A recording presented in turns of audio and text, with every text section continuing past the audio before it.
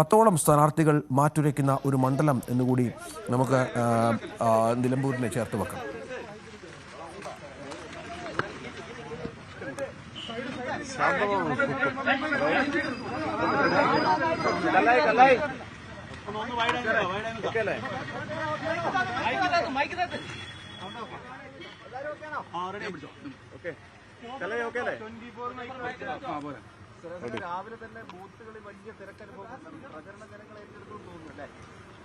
രാവിലെ ഞാൻ വോട്ട് ചെയ്ത ബൂത്ത് 202-ാം ബൂത്തിൽ ചെറിയ ക്യൂ, വളരെ നീണ്ട ക്യൂ എന്ന് പറഞ്ഞുകൂടാ. പക്ഷേ ആ ബൂത്ത് ക്രമീകരിച്ചിരിക്കുന്നത് ഒരു വാതിൽ മാത്രമേ ഉള്ളൂ ബൂത്തിലേക്ക് പോകാൻ. അതുകൊണ്ട് അവര് തിരക്കൊഴിവാക്കുന്നതിന് വേണ്ടി, വോട്ട് ചെയ്യുന്ന സ്ഥലത്തെ തിരക്കൊഴിവാക്കുന്നതിന് വേണ്ടി ഒരാൾ വോട്ട് ചെയ്ത് കഴിഞ്ഞ് മാത്രമേ അടുത്ത ആളെ വിളിക്കുന്നുള്ളൂ. അതുകൊണ്ട് സാവധാനത്തിലാണ് അവിടെ വോട്ടിംഗ് പ്രക്രിയ നടക്കുന്നത്. അതുകൊണ്ടാണ് അവിടെ ചെറിയ ക്യൂ വന്നത്. മറ്റു ചില ബൂത്തുകളിൽ ക്യൂ ഇല്ല, ആളുകൾ വന്ന് വോട്ട് ചെയ്യാൻ കഴിയുന്ന സാഹചര്യമുണ്ട്.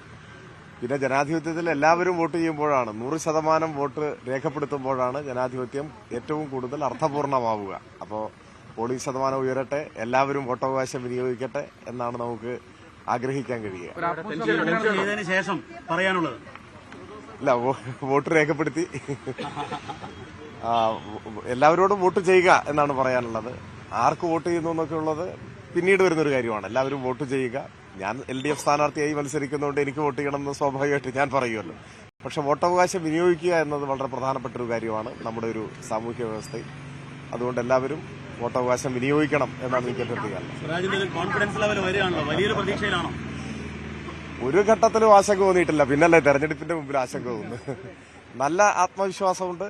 അത് വ്യക്തിപരമായിട്ടുള്ളൊരു ആത്മവിശ്വാസം മാത്രമല്ല, ഈ നാട് പകർന്നു നൽകിയ ആത്മവിശ്വാസമാണ്. അത് ഇടതുമുന്നണി പ്രവർത്തകർക്കാകെ ആത്മവിശ്വാസമുണ്ട്. ഓരോ ദിവസം കഴിയും തോറും, തെരഞ്ഞെടുപ്പ് പ്രഖ്യാപിച്ച് ഓരോ ദിനം കഴിയും തോറും ആ ആത്മവിശ്വാസം വർദ്ധിച്ചു വരികയാണ് ചെയ്തത്.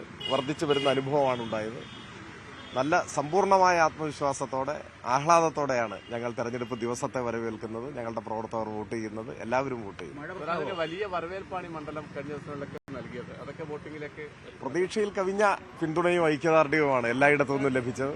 അത് ഈ തെരഞ്ഞെടുപ്പ് മണിക്കൂറുകളിലും വരെ, അതായത് ഏതെങ്കിലും ഒരു സമയത്ത് അതിൽ നിന്ന് പുറകോട്ട് പോയിട്ടില്ല. തീർച്ചയായിട്ടും അത് എല്ലാവർക്കും, ഇടതുപക്ഷ ജനാധിപത്യ മുന്നണി പ്രവർത്തകർക്കും LDF വിജയിക്കണമെന്ന് ആഗ്രഹിക്കുന്നവർക്കും അവരുടെ പ്രതീക്ഷകളെ അരക്കിട്ടുറപ്പിക്കുന്ന അനുഭവമാണ് ഈ തെരഞ്ഞെടുപ്പ് കാലത്തുടനീളം മണ്ഡലത്തിലുണ്ടായത്. Okay, ready. അതെ, സ്ഥാനാർത്ഥി എന്ന നിലയ്ക്ക് ബൂത്തുകൾ സന്ദർശിക്കുകയാണ് ചെയ്യുക. നിലമ്പൂർ നഗരസഭയിലെ വിവിധ ബൂത്തുകളിൽ നിന്ന് സന്ദർശനം ആരംഭിച്ച് അങ്ങനെ പോകാമെന്നാണ് ഞാൻ കണക്കാക്കുന്നത്. ഓക്കെ, ശരി.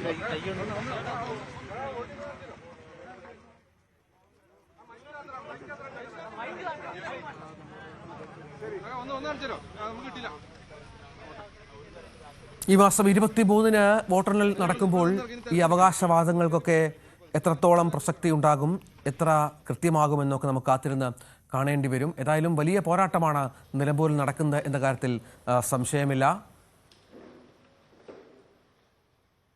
നമ്മുടെ പ്രധാനപ്പെട്ട റിപ്പോർട്ടർമാർ എല്ലാ കേന്ദ്രങ്ങളിലുമുണ്ട്, സ്ഥാനാർത്ഥികൾക്കൊപ്പമുണ്ട്. ആര്യാടൻ ഷൗക്കത്ത് അല്പസമയത്തിനകം പുറത്തേക്ക് ഇറങ്ങി വോട്ട് രേഖപ്പെടുത്താനായി എത്തുമെന്നാണ് മനസ്സിലാകുന്നത്. അദ്ദേഹം ആദ്യം പോവുക ആര്യാടൻ മുഹമ്മദിന്റെ ഖബറിലേക്ക് ആയിരിക്കും എന്നുള്ള വിവരം കൂടി. അദ്ദേഹം പുറത്തിറങ്ങി. ഒരു 7:45-8 മണിക്കുള്ളിൽ കുടുംബസമേതം പോയി വോട്ട് ചെയ്യുക നല്ലതാണ്. സാധാരണ ഞങ്ങൾ അങ്ങനെ ചെയ്യുന്ന വർഷങ്ങളായിട്ട്. പിതാവുള്ള സമയത്തും അങ്ങനെ തന്നെയാണ്. പിതാവ് എപ്പോഴും വോട്ട് ചെയ്യാൻ പോകുമ്പോൾ കുടുംബത്തോടു കൂടിയാണ് പോവാറുള്ളത്. അപ്പൊ അതുകൊണ്ട് ആദ്യത്തെ 1-2 ബൂത്തുകളൊന്ന് വന്ന് സന്ദർശിച്ചു. ഒരു 7:45-8 മണിയോടുകൂടി കുടുംബത്തോടൊപ്പം പോയിട്ട് ഇപ്പൊ പോകുന്നില്ല. ആ 1-2 ബൂത്തുകളും സന്ദർശിക്കും.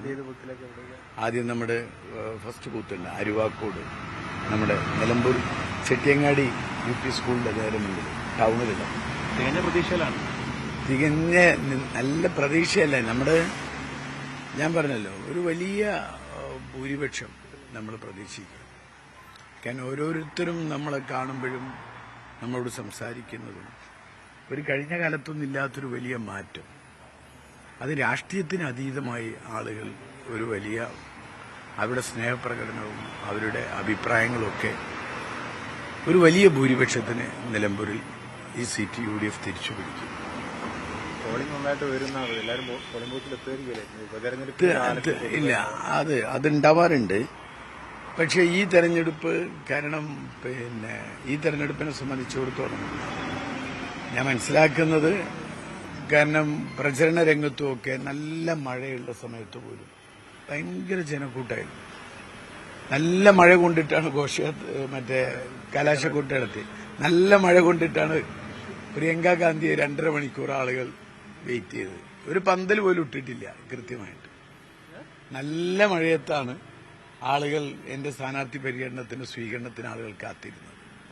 അപ്പോൾ സ്വാഭാവികമായിട്ടും അതിന്റെ ഒരു പ്രതിഫലം ഉണ്ടാവുമല്ലോ. സ്വാഭാവികമായിട്ട് അതിന്റെ ഒരു, അതുപോലെ തന്നെ പോളിംഗിലും ആ ആവേശം ഉണ്ടാവും. തീർച്ചയായും ഒരു നല്ല പോളിംഗ് പ്രതീക്ഷിക്കുന്നുണ്ട്.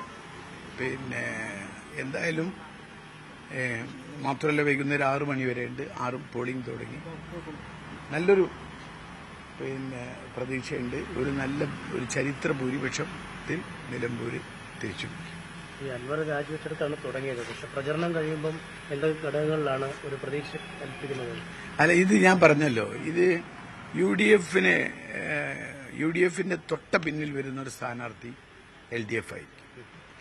പിന്നെ കുറെ സ്വതന്ത്രന്മാരുണ്ടാവും. അവർക്ക് എത്ര വോട്ടുകൾ ലഭിക്കും എന്നുള്ളത് ഇപ്പം നമുക്കറിയില്ല. അതിന്റെ ഒരു സംഭവം പിന്നെ തീർച്ചയായിട്ടും പറഞ്ഞല്ലോ, UDF LDF നേരിട്ടുള്ള ഒരു മത്സരമാണ്. അത് വർഷങ്ങളായിട്ട് ഇവിടെ അങ്ങനെ ഒരു മത്സരം തന്നെ നടന്നിട്ടുള്ളൂ നിലമ്പൂരിനെ സംബന്ധിച്ചിടത്തോളം. ശരി. ആര്യാടൻ ഷൗക്കത്ത് ആദ്യം ചില ബൂത്തുകളിൽ സന്ദർശനം നടത്തും. അതിനുശേഷമാകും അദ്ദേഹം വോട്ടിംഗ് രേഖപ്പെടുത്താനായി കുടുംബസമേതം തൻ്റെ ബൂത്തിലേക്ക് പോവുക. അത് ആര്യാടൻ മുഹമ്മദ് ഉള്ള സമയം മുതലേ കുടുംബത്തോടൊപ്പമാണ് ഈ വോട്ടിംഗ് രേഖപ്പെടുത്താൻ എത്തുക എന്നുള്ള കൃത്യമായ കാര്യങ്ങൾ വിശദീകരിച്ചാണ് അദ്ദേഹം മാധ്യമങ്ങളെ കണ്ടത്. അനീഷിന് കേൾക്കാമോ? MS അനീഷ് കുമാർ? ഇല്ല, അനീഷിലേക്ക് വരാം. അനീഷ് അവിടെ ആര്യാടൻ ഷൗക്കത്തിൻ്റെ വീട്ടിലുണ്ട്. അതൊരു വലിയ പ്രധാനപ്പെട്ട ഒരു തറവാട് കൂടിയാണ്. ഒരുപാട് രാഷ്ട്രീയ നേതാക്കൾ വന്നു പോകുന്ന ഒരു സ്ഥലം, വലിയ വിശാലമായ ഒരു പ്രദേശം. അവിടെയാണ് ആര്യാടൻ ഷൗക്കത്തും കുടുംബവും താമസിക്കുന്നത്. ആര്യാടൻ മുഹമ്മദിൻ്റെ ഏറെ കേരള രാഷ്ട്രീയത്തിൽ ഒരുപാട് സംഭവവികാസങ്ങൾക്ക് സാക്ഷ്യം വഹിച്ച ഒരു സ്ഥലം.